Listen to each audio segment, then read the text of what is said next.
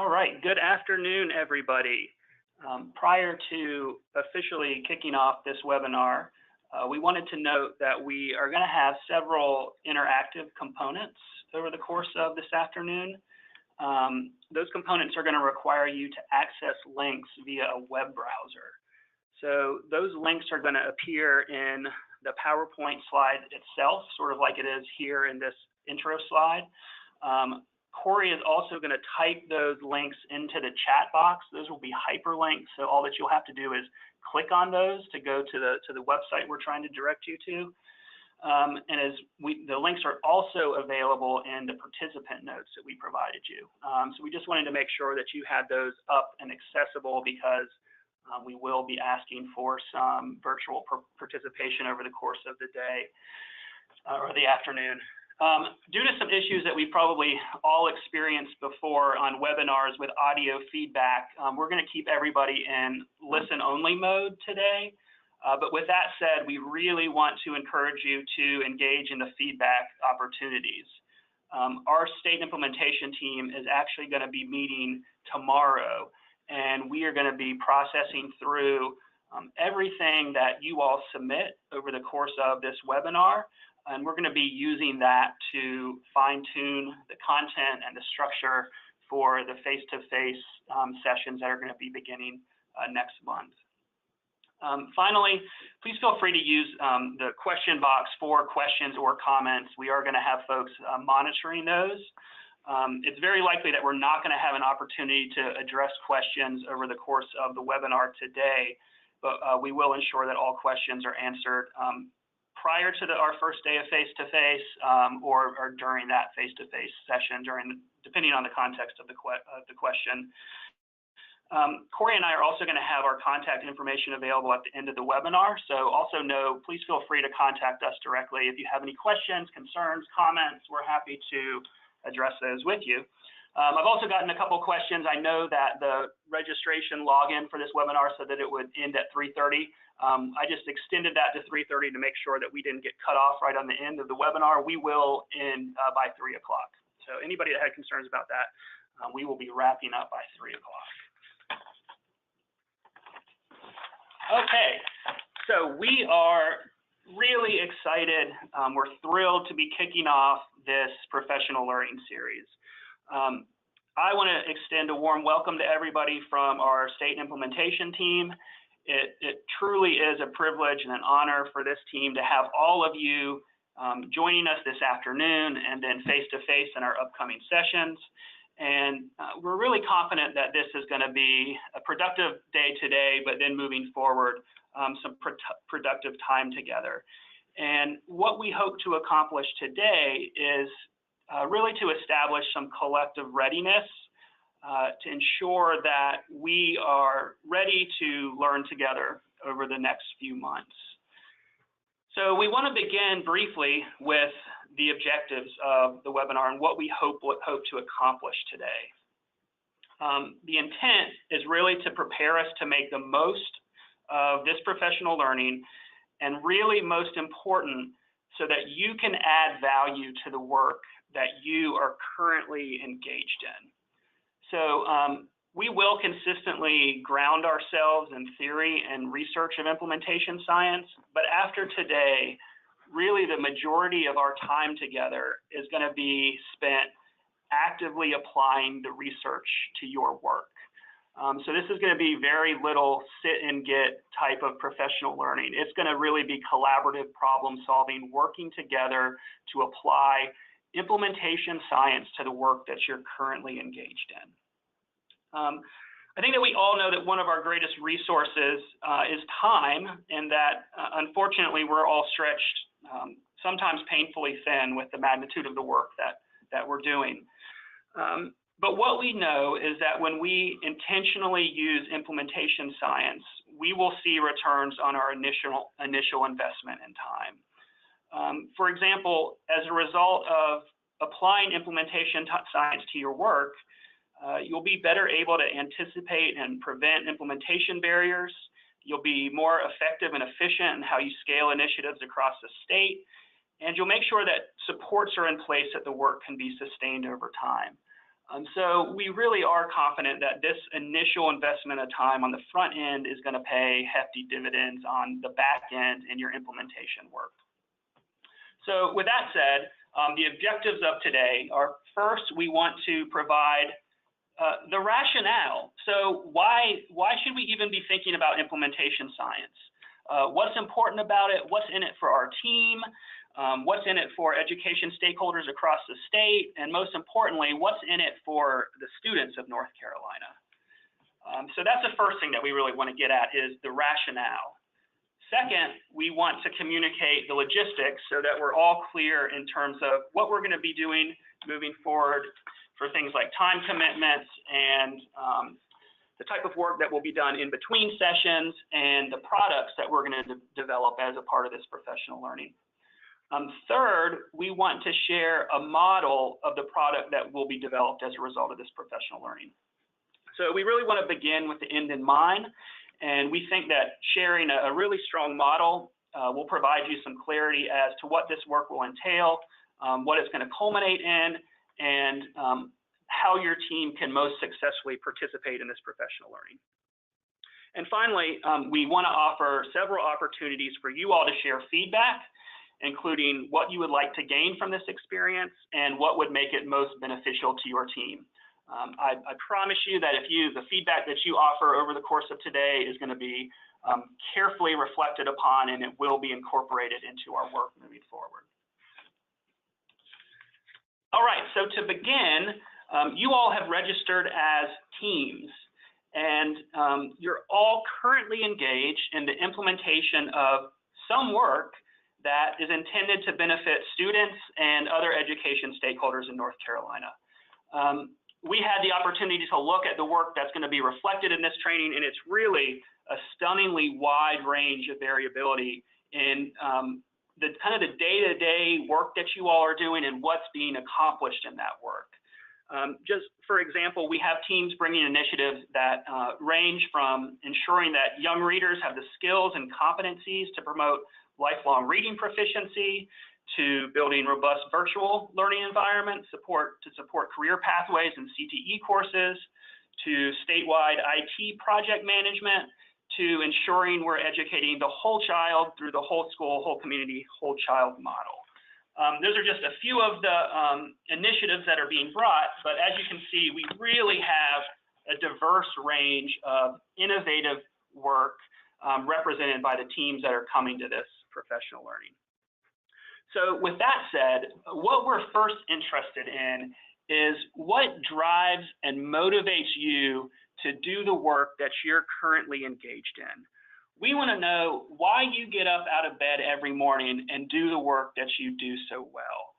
And the reason that we're interested in this is because of what we know about implementation, and that is effectively communicating that why and that rationale is one of the critical first steps in developing the motivation that results in readiness for change. So we want to begin there with this professional learning. So what we would ask for you to do at this point in time is to go to the link that is currently on your screen, and we are going to document our whys through a website called Padlet. So if you please navigate to that website now, you can either use the QR code, you can click the link. Is it in the chat box? All right, we've got the link in the chat box, and I'll give everybody a minute to go there.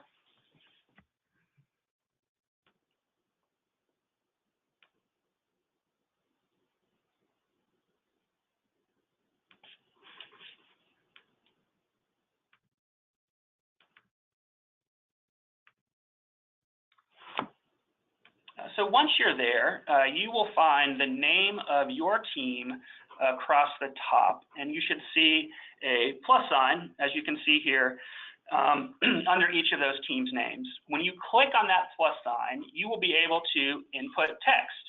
So what we want you to do at this point is with that text is describe why. Why are you engaged and enthusiastic about the work that your team is currently doing? We're going to allow just a couple minutes for this and then briefly process the whys. We know that we have really a diverse range of work. We're interested in what drives us to do it.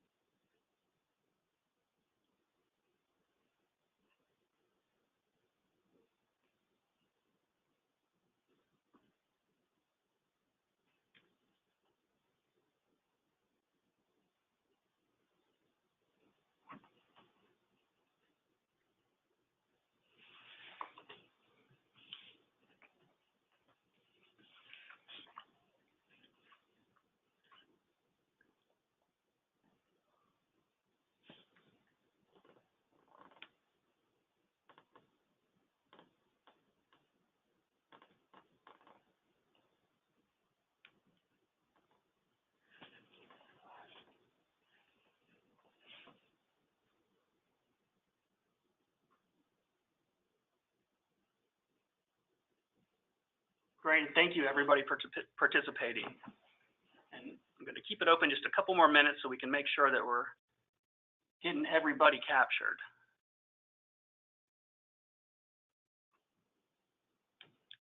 NC VPS is changing the world one student at a time.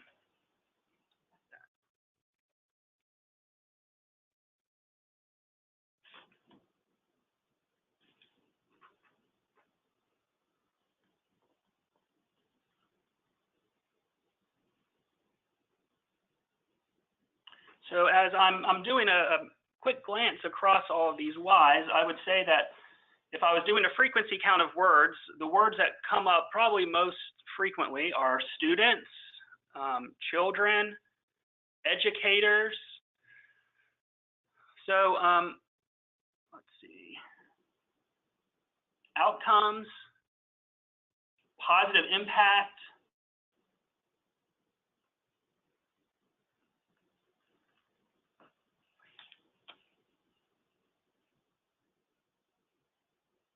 so great. Thank you to everybody for participating in that.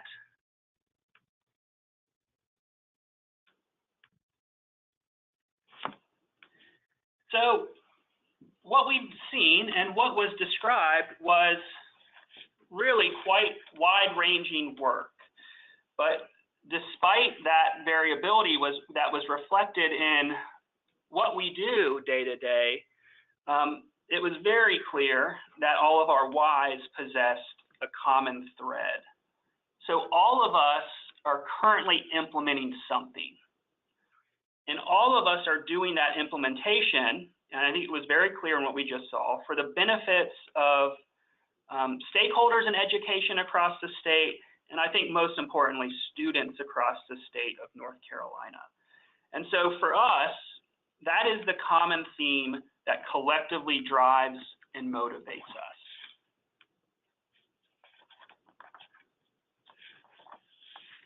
So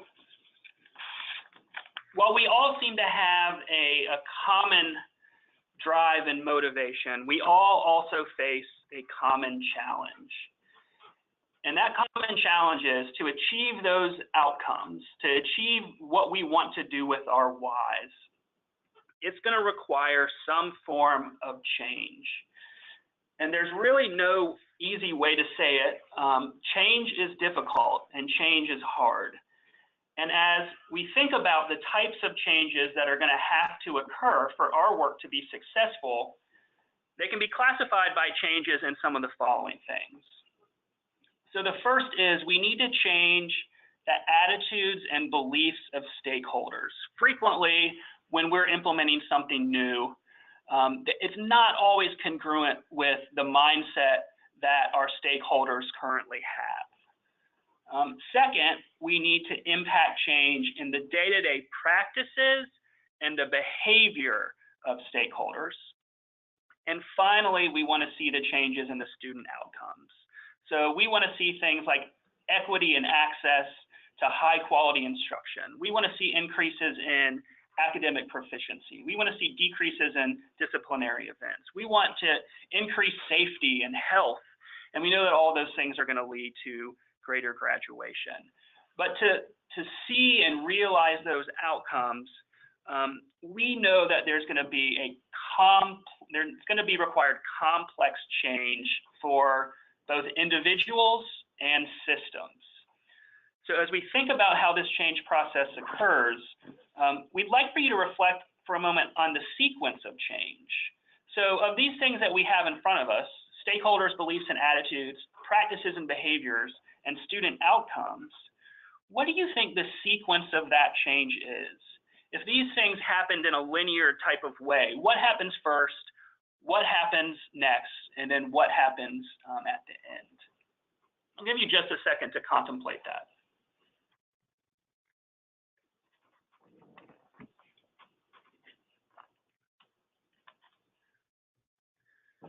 So this is a researcher named Thomas Guskey's model of educator change.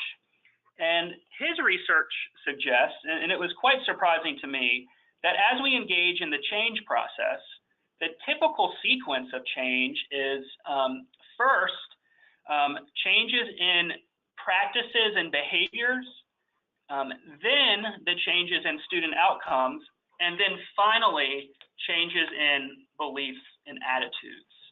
This was startling to me because I know I personally thought that there would need to be changes in beliefs and attitudes prior to changes in practices and behaviors. But why this is important and why we're sharing this slide is what Guskey's theory and data tell us is that as stakeholders embrace and believe it, that they don't embrace and believe in something until they have seen positive impact on students. So once we get this change in outcomes, then the beliefs and attitude change, and then we can reach that critical mass where we can sustain the practice over time and we can scale it across the district or the state of North Carolina. So that's really in the sweet spot that fosters implementation. When we can get some of those changes in practices and behaviors, get those student outcomes, that's when the attitude change happens and when we reach that critical mass. So what that means for our work is that we have to pave the most efficient and effective path to quickly realizing positive student outcomes. The sooner the change results in good things for kids, the sooner practitioners will accept it as practice on a wide scale. So if we're unable to do that, and our stakeholders hit barriers and stumbling blocks early on in implementation that prevent positive student outcomes, then the motivation to engage in the change process will quickly dissipate, and our opportunity to scale and sustain the work over time can be greatly compromised. So we have to be really careful in how we think about the work we're doing, and we know that it does take a long period of time for widespread student outcomes to be realized, but we have to focus on early wins. What can we do quickly that will get some results that will influence those attitudes and beliefs? So as we implement our work, most of us have probably engaged in many of these common implementation activities. Some of these that are listed on the slide here. So what these include is first, basically just getting the word out about what it is that we're implementing. So through either formal or informal communication, we go to the field and we describe the details of the work. In the research literature, this is referred to as diffusion or dissemination of information. Second, something that we do and something that I think we're particularly adept at is that as an agency is we tend to hold training. We know that face-to-face and that virtual training can both be really effective drivers of implementation. Third, sometimes when we're implementing something, we're doing that as a result of or we're responding to statute or policy that has established some sort of mandate for implementation. Fourth, when we're implementing, we may provide some kind of funding incentives for districts to engage in the work. For example, this may happen in the form of grants and offering grant money to districts who participate in implementation of some initiative. And then finally, frequently when we begin new work, we may engage in some sort of systems reorganization or changing of our infrastructure and how we implement. So all of these things are necessary components of implementation. So we know them to be necessary, but what we know from the research that these are the things most commonly done, and that alone, they are not sufficient. So when we're simply doing these things listed here, we're not going to adequately change practice and the behaviors of educators that will lead to student outcomes. You can see the research citation at the bottom here, and what they found is that if we limit ourselves to these activities alone, the best estimate suggests we can expect about a 15% return on investment.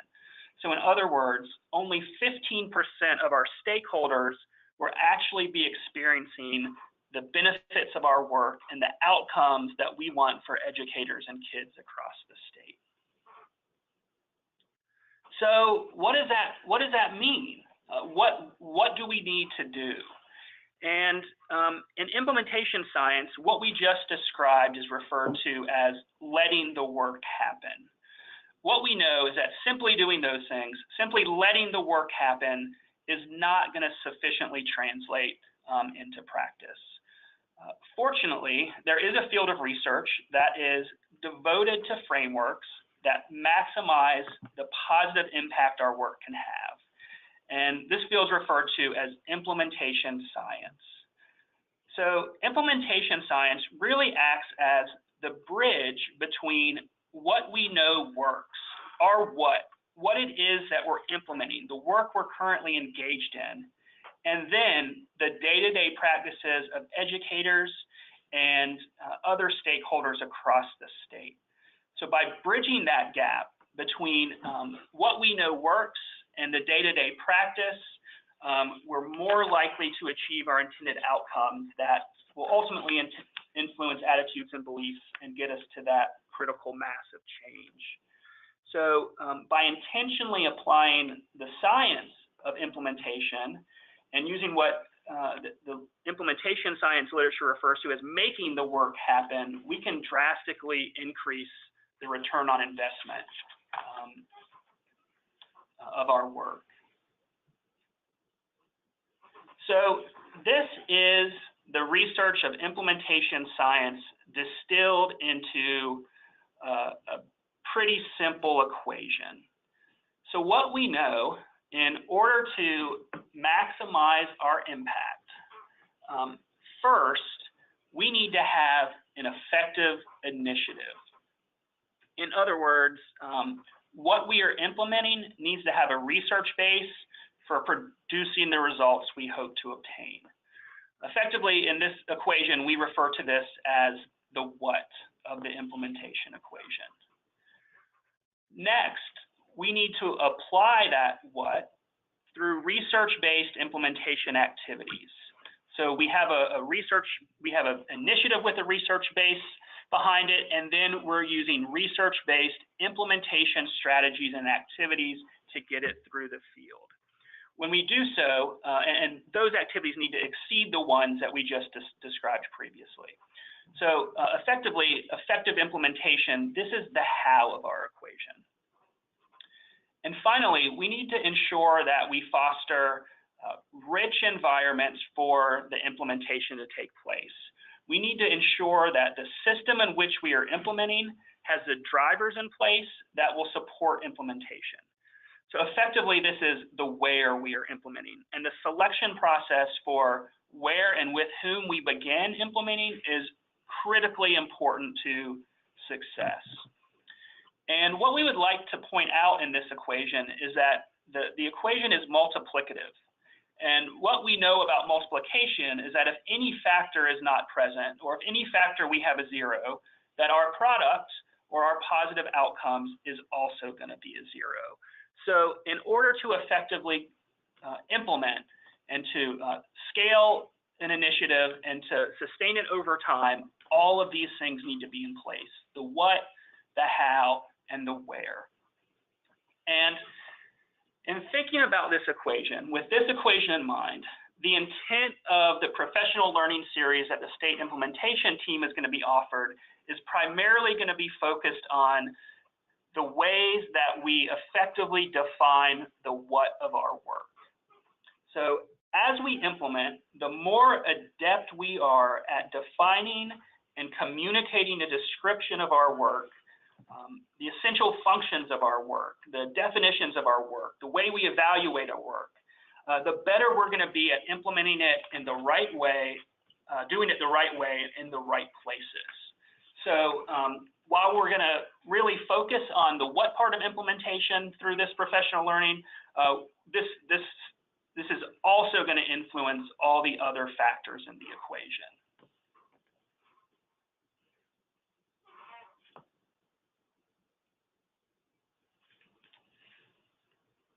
So now that we've very, very briefly described some of the rationale and some of the research and theory behind implementation science, we want to get a quick understanding of your thoughts concerning the term implementation science. So we're going to gather this information using a website that's called Menti. And what Menti does is it creates a word cloud based on the frequency of words used in responses. So what we would like for you all to do right now is go to the website www.menti.com, M-E-N-T-I, and when prompted for a code, you can enter 292178, and Corey has just put that information into the chat box for you as well, so you should be able to click on that hyperlink. I'm going to leave this up just for a moment as we all navigate over to that website.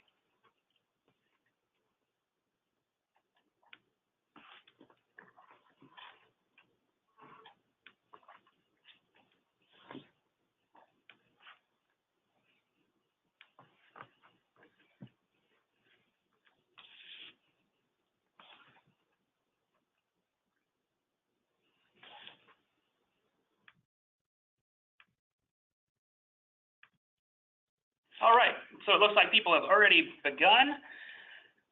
So we're going to do a little free association. You all are working at it, it looks like. Process. Fidelity of practice. Project management. Put into practice. Hopeful. I really like the word hopeful. Operationally defined. That is going to be the crux of what we are doing. Effectiveness, commonality, sequential, positive outcomes, plan, improvement cycle, hands-on. That is definitely the approach that we are going to be taking over the course of this professional learning. Teams, I like that I see the word teams. Stick, I like the word stick.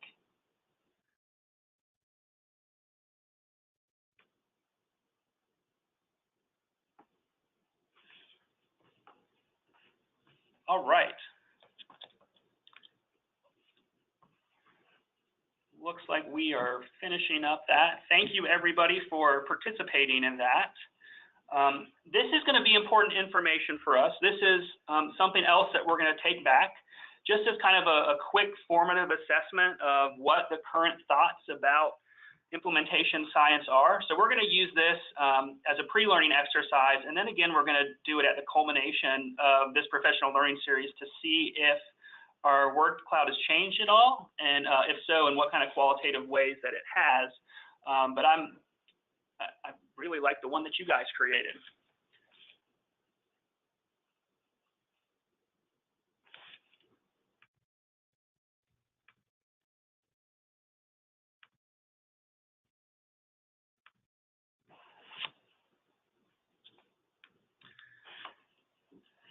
So what we want to do next is very briefly put the current professional learning series into context of some of the broader work that's been done around implementation science here at the Department of Public Instruction. So beginning in about 2012, North Carolina entered a partnership with the State Implementation and Scaling of Evidence-Based Practices Center to become what's referred to as an active implementation site. So the SISIP Center it's a technical assistance center that is focused on implementation issues within education. So implementation science really crosses all human services fields. The SISIP Center is the center devoted specifically to research on implementation within the field of education. And the SISIP Center is part of the larger National Implementation Research Network, which is known as NERN. We are really incredibly fortunate that NERN is located, and SISIP, right in our backyard at the University of North Carolina at Chapel Hill. So we've been extremely grateful for our opportunities to partner with NERN and the SISIP Center. And as a component of this partnership, as the work began, DPI developed the state implementation team. And really the intent of that team was to foster the use of active implementation or implementation science within the agency. So we wanted to share with you just some of the key functions of this team and the work that we currently do. So as indicated here, this is what the team has, I guess it was back in April maybe, I think. These are the key functions that the team came to terms on. The first of which is to support alignment of work within the agency. So really working to get us out of our silos, working collaboratively together and thinking about how work can be effectively leveraged and aligned. The second is really around facilitating effective communication within and between divisions. So ensuring that we have strong feedback loops with key stakeholders, and that includes here at the Department of Public Instruction, but also out in the field as well. We know the critical importance of communication and implementation. Third is we work to create and provide tools and resources that provide technical assistance and unexpected outcomes. So those include things like supporting the development of action plans, templates, readiness assessments, lots of different tools that the team and resources the team has been engaged in developing. And then finally, continually monitoring our progress and improving upon our own work. So ensuring that we are engaged in continuous improvement cycles. So this professional learning series that we're offering to the agency is really directly related to the third function here, related to providing resources to support implementation. But it's also the intent, and something that I think is a really great opportunity for this work coming together, is that by bringing together teams to think systematically together and to deeply process and plan for the implementation of their work, I'm really hopeful that this will result in opportunities for some continued cross-agency communication alignment. I think it's going to be great for us to have a deeper understanding of the work that the different teams are doing. And as we think about the careful implementation of that, I am very hopeful that this work will result in some opportunities for collaboration and alignment that extend beyond out past this professional learning. So that brings us to the question that you are probably the most interested in, which is, how is this going to add value to my work? How is this going to help me with whatever it is I'm currently engaged with? And then probably a corollary of that would be, is this going to end up being a wise investment of my time and resources? So to answer that question, we first want to share NERN's definition of implementation. And that definition reads that implementation is a specified set of activities designed to put into practice an activity or program of known dimension. So that's a rather academic definition. But what's inferred in that is that to implement something well, we have to have a deep understanding of what it is we're implementing. And I know that that does not sound like rocket science, that sounds pretty obvious. But I will say that we often begin implementation before we have a deep, deep knowledge and understanding of what it is we're implementing. So when we are able to define very clearly what it is, or what, it has several really distinct advantages for our implementation. So first, it really helps us with our planning for communication.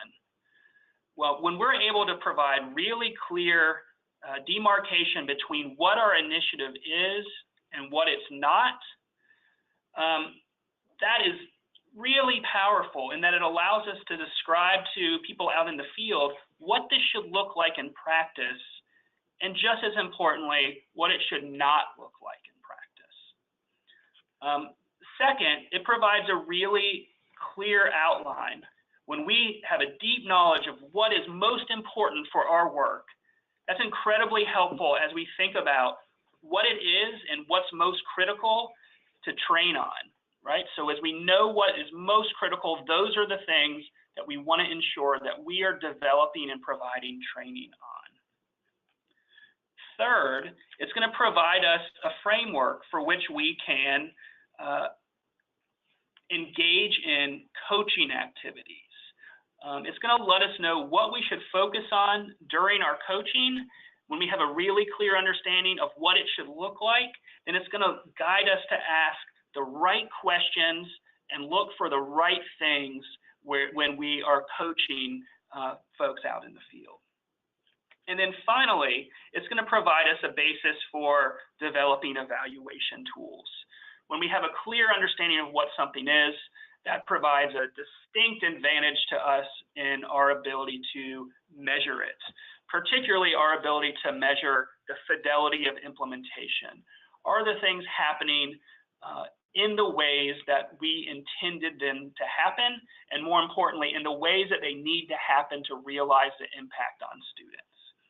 So the product that we are going to create as a result of this professional learning series is going to be the one that helps you with all the things that we just described.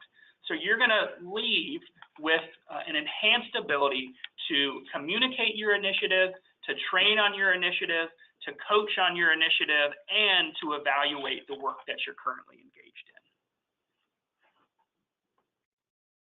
So what we would like to do now is share with you a model of the product that we're going to be developing through this professional learning. The tool that we're going to develop is called a practice profile. And a practice profile has been successfully used by several divisions within the Department of Public Instruction already to support implementation work. So at this time, we'd like to share the work of the Office of Early Learning, who has used a practice profile to support implementation of the kindergarten entry assessment. And so in this video, Cindy Dewey is going to provide an overview of the practice profile that they developed, as well as describe some of the ways in which they've used it with the field.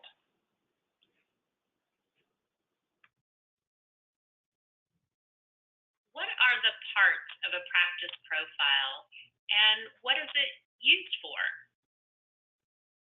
We create practice profiles because they clearly define the components and the practices that are prerequisite for implementation of our initiative. The practice profile defines what the program would look like if you were observing a teacher or practitioner engaged in the practice. What are the parts of the practice profile? The practice profile begins by defining critical or core components of the initiative. The critical or core components are the most essential or indispensable components of the initiative. In other words, the key practices necessary to do the work. What does it look like when teachers are doing all the things necessary to implement your initiative? The graphic on the left is an example of an initiative with core components defined. The NC K-3 formative assessment process has 5 critical components defined for practice. And this graphic shows what those 5 critical components are.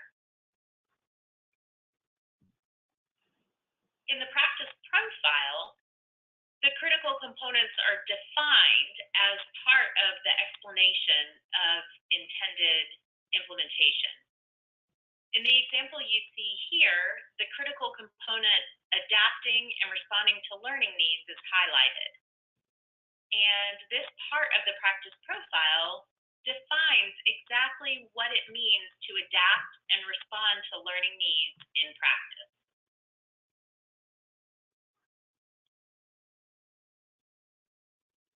The next part of the practice profile that we'd like to describe is the column defining expected implementation. So if we look at the individual critical components, the expected implementation column defines the activities that describe a practitioner who generalizes the required skills to a wide range of contexts, uses the skills consistently and independently, and sustains the skills over time while continuing to grow. When we define expected implementation for a critical component of a practice, we use terms like consistently, all of the time, and in a broad range of contexts, meaning that the practitioner is able to perform this critical component consistently throughout the classroom and throughout the day. Here's the example from the practice profile that defines the critical component of adapting and responding to learning needs. And you see expected implementation described in practical terms. Consistently provides descriptive feedback that is not graded or evaluative, but instead highlights which criteria for success have been met and which criteria have not been met and why, as well as cues or hints of what students need to do to move learning forward.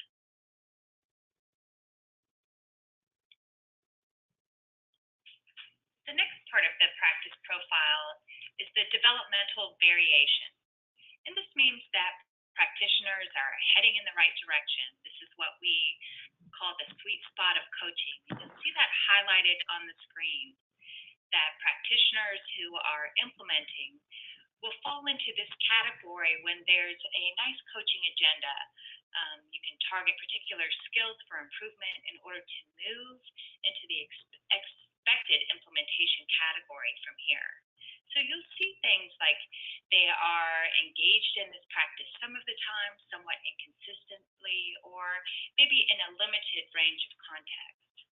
So let's take a look at what that looks like for adapting and responding to learning needs. So here you'll see a move from consistently to provides descriptive feedback, and then from in all of the areas to some domains of learning and development. So you'll see there's a slight change in the fluency with which the practitioner is engaged in implementation. And the next part of the practice profile is the unacceptable variation. And here we just need to define what the implementation of the initiative does not look like, so that we have this clarity for practitioners. So this includes activities that describe practitioners who are not yet implementing the required skills in any of the contexts. And here there may just be some overall challenges for practitioners that are related to maybe implementation structures that are not in place, or selection or training that they have yet to receive, management of the program or model, or maybe using data to inform improvement. So there are some barriers that they have yet to overcome in the system. So words that you might see here that describe unacceptable could be that they're none of the time or inconsistently engaging in the practice. And so for this particular part of the practice profile for adapting and responding to learning needs for this example, here it just says provides feedback that is graded or evaluative, rather than highlighting which criteria for success have been met and which have not been met and why. And you've seen the expected and the developmental variation, and now you understand why this unacceptable variation does not meet the criteria for implementing this part or this critical component. All right, so thanks. That was a quick overview and model of one of the critical components that the Office of Early Learning has developed in their practice profile. So many thanks to them for sharing their work. I think it provided a great overview of the tool by describing the features and the intended usages of the tool. We will go much more in depth once we get to the face-to-face training, but we did want to at least give you a quick snapshot of what the tool we are developing could look like for you and your team. So if you're keeping tabs, what you'll notice is up to this point, we have covered the rationale for implementation science, a little bit of the theory and research, and we have also just shown a model. So what we want to do now is share with you what the general format of this professional learning is going to look like. And this format was not just taken out of the blue. Instead, it has been constructed based on the literature that describes effective professional learning. So the way that we're going to continue to frame this content on each day that we come together and meet face-to-face, as well as the sessions that we have in between, is that first, we're going to begin by developing a rationale for what we are going to be working on that day. Hopefully, some of the work in this webinar has begun to do that work in developing some of the rationale for why should I be interested or thinking about implementation science. Next, we're going to briefly, and it is going to be brief. We're going to make sure that we provide you with all of the resources necessary that you can go back and find the citations that support the theory and research. But we will describe the theory and evidence that supports implementation science. And then we're going to provide a model of what it looks like when it's been effectively applied here within the Department of Public Instruction. At that point in time, we're going to offer you all opportunities to practice with small components or apply this tool to your work. And during that practice, members of the state implementation team will be working collaboratively with you to provide feedback on the work that you all are completing during those practice sessions. And then throughout that process as well, we will assign you a member of the team that will continue to support you in the work between sessions and will act as or will provide some job-embedded coaching between the sessions. So we know that as long as we apply this model well, that it's going to yield the highest probability that you all leave with a product that you can immediately apply to your work and add value to your work. So from that point, we want to get in and make sure that you have a clear understanding of the logistics of this training going forward. And I threw this quote in here because I saw this today and loved it. This is from Yogi Berra. In theory, there's no difference between theory and practice, but in practice there is. And we are going to be very practice focused over the course of this professional learning. We want to make sure that the work that we're engaged in is benefiting you all. So we plan on meeting face-to-face every other month for 3.5 hours at the DPI building. Your team has already chosen and registered for one of the 2 sessions at each of these months, so October, December, and February, to attend. To successfully attain the goals of the professional learning and ensure that we all benefit from each other's knowledge and expertise, it's critical that all team members attend each meeting.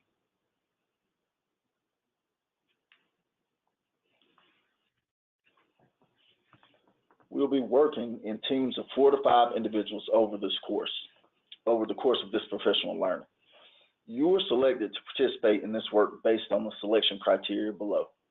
Now, while we will be deeply processing and planning within our teams, it will also be important that we are willing to honestly and openly share our work with others. This will foster collaborative problem solving and opportunities for alignment of work.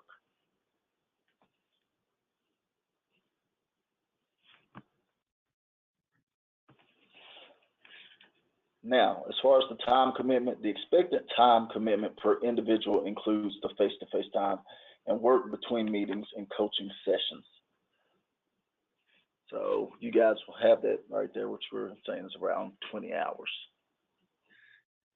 And at the first session, we will describe some of what this work will look like between the sessions and how you can work with members of the state implementation team to support you over the course of that time. And that leads into us discussing quickly the logistics of the coaching sessions. These will be scheduled between the coaches and the teams and should take place in between our face-to-face meetings.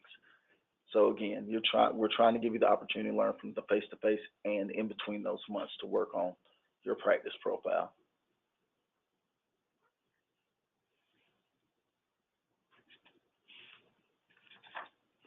Okay. Now, everyone, there's a link at the end. If you could please complete this survey, we really appreciate it. It should take you approximately 5 minutes to give us feedback on this presentation as well as more ideas in relationship to implementation science and the practice profile. And it looks like we are finishing a little bit early. You can use those last few minutes to make sure that you have an opportunity to provide this feedback. This really is going to be valuable to our team as we, at our meeting tomorrow, we're going to be doing some what we refer to as fine-tuning of the professional learning. It's going to be extremely helpful for that process. So we really want your honest feedback there, and we really look forward to working together over the next few months. We are confident and optimistic that our work together is going to be successful and that it's going to be valuable for the work that you all are engaged in. We also want to provide a quick reminder that we're going to begin day one revisiting our whys. So if you all have an opportunity to have some conversation with your teams and come to some consensus on that, we're going to briefly revisit that at the beginning of day one of our face-to-face work. So on behalf of the state implementation team, we are very thankful for you all joining us today, and very much look forward to the opportunity to collaboratively learn together over the next few months. In between now and the first face-to-face session, do not hesitate to contact us if you have any questions at all. We're more than happy to respond to any questions or comments you have, and we really look forward to our work together and hope everybody has a wonderful afternoon.